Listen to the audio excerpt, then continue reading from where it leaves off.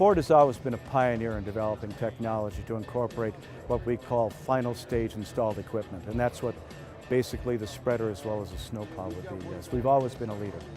We have something that's kind of new that directly will affect that particular industry.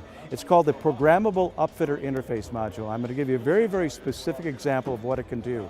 It's a factory installed option, and it allows the body company to establish smart logic controls that will affect the auger and the spreader and affect the snowplow as well. Let me give you a great example. We have variable speed spreaders out there right now. With the Ford Programmable UIM, I can tie the speed of the auger directly to the speed of the vehicle, okay? Ford is the only product that is actually programmable in these upfitter interface modules. It's kind of a gobbledygook term, but all that matters is that you understand the job that it does, and that I'm just going to not say it's good for this particular industry, I'm going to say it's critical.